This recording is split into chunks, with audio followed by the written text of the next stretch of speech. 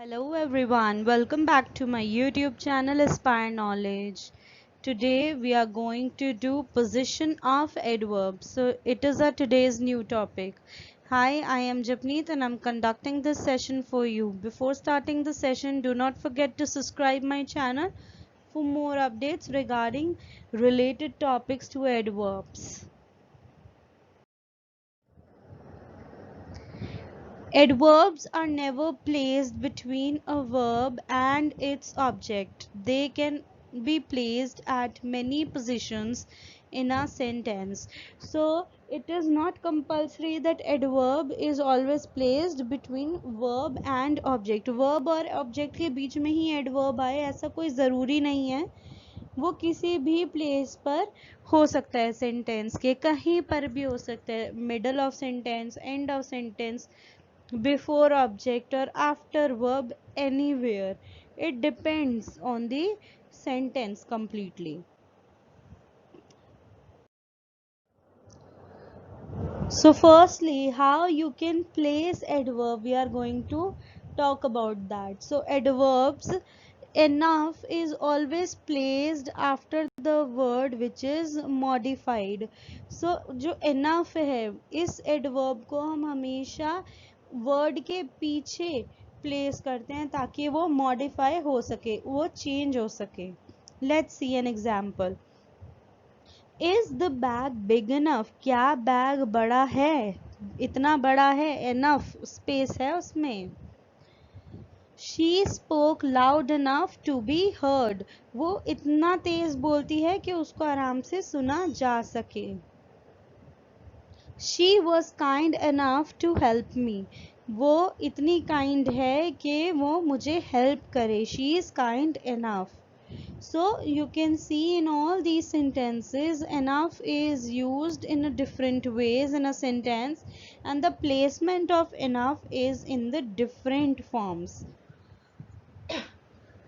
तो एनफ को अलग अलग जगह पर प्लेस किया गया है. ज़रूरी नहीं है कि वो एंड में है, ज़रूरी नहीं है कि वो वर्ब के बाद है, और ज़रूरी नहीं है कि वो ऑब्जेक्ट से पहले है. Now next type is, as a rule the word only should be placed before the word it modifies.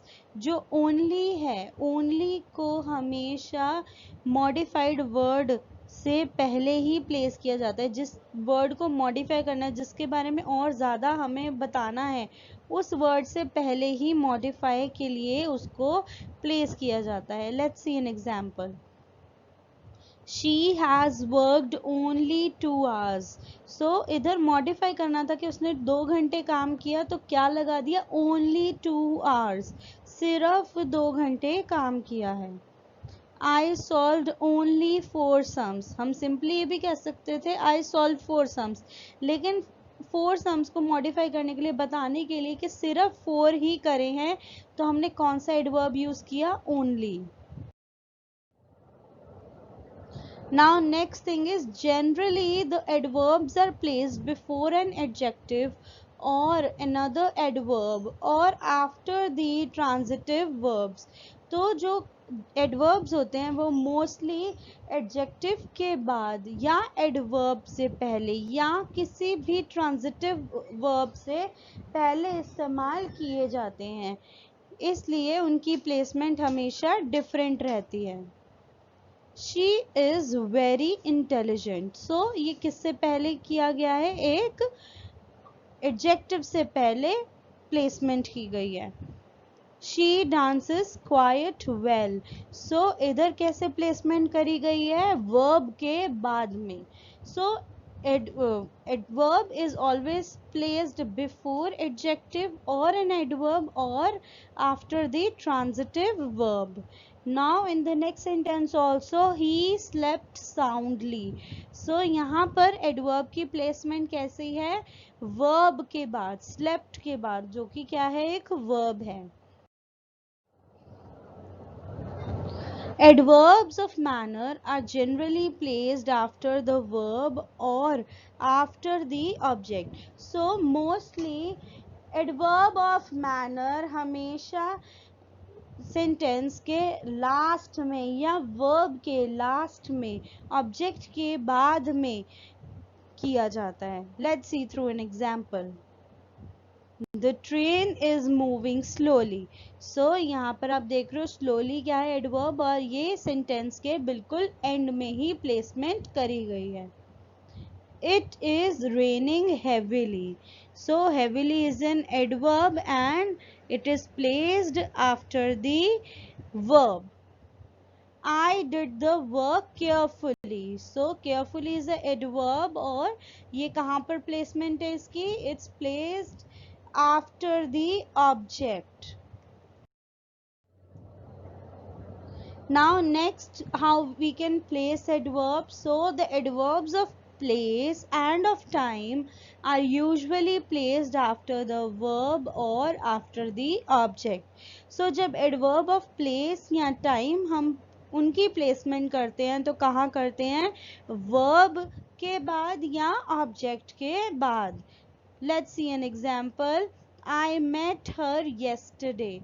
So object के बाद प्लेसमेंट करी गई है. yesterday कब मिले थे? समय. So एडवर्ब ऑफ टाइम है ये, और कहाँ प्लेसमेंट है इसकी? After the object. She will come here. Place है ये. कैसे? Adverb of place. कहाँ आएगी? हेयर. सो हेयर की प्लेसमेंट कहाँ है? After the object.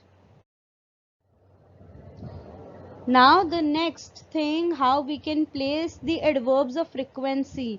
So the adverbs of frequency: always, never, often, rarely, usually, generally, and other adverbs like already, hardly, almost, nearly, just, quiet, are put between the subject and the verb. So जो adverb of frequency हैं या other words हैं already, hardly, almost जैसे adverbs, ये सब subject के बाद और verb से पहले, यानी कि subject और verb के बीच में इनकी placement करी जाती है. She has never seen a peacock. So she क्या है यहाँ पर? subject, और वर्ब क्या है? सीन. और इन दोनों के बीच में ही एडवर्ब की प्लेसमेंट करी गई है. We usually have dinner at 9. So we क्या है? सब्जेक्ट, और have है इधर हेल्पिंग वर्ब, और usually क्या है? एडवर्ब. तो एडवर्ब्स ऑफ फ्रीक्वेंसी हमेशा सब्जेक्ट और वर्ब के बीच में प्लेसमेंट की जाती है. My uncle has just gone out. So my uncle क्या है? सब्जेक्ट, और gone क्या है? वर्ब, और इन दोनों के बीच में just को प्लेस किया गया. This is an adverb. I quite agree with you. So I क्या है? subject, agree is verb, and quite is adverb which is placed between subject and the verb. So now next thing, how we place adverbs when there are two or more adverbs after a verb. The normal order is to be followed is adverbs of manner, place and time. So जब आपके sentence में दो या उससे ज़्यादा adverb होते हैं तो हम उसको कैसे प्लेस करते हैं? एडवर्ब ऑफ मैनर को पहले करते हैं. Time. So you can see we should go there. कहाँ जाना है? देयर. टुमारो, ये भी एडवर्ब है, और कब जाना है? मॉर्निंग में जाना है. तो हमने यहाँ पे तीनों एडवर्ब्स को प्लेस किया, और यहाँ इस सेंटेंस में adverb of manner, place and time तीनों एडवर्ब्स मेंशन किए गए हैं. Now next way of placing adverbs is, if a sentence contains more than one adverb, these should be placed in the order of manner, place and time. तो अगर आपके sentence में तीनों adverbs हैं तो सबसे पहले मैनर आना चाहिए, उसके बाद प्लेस के बारे में बात होनी चाहिए और एंड में हम टाइम की बात करेंगे। तो ये 3 तरीके से एडवर्ब को प्लेस करना है, पहले manner, then place and then time. The adverbs look, hard, smell, feel, etc. take an adjective and not an adverb. So कुछ verbs ऐसे हैं जिनके साथ हम adjective ही लगा सकते हैं, adverb नहीं लगता है। जैसे कि he worked hard, उसने बहुत मेहनत से काम किया, hard work किया। she looked sad, कैसी लग रही है वो सैड, लेकिन इनके साथ हम एडवर्ब नहीं लगा सकते हैं।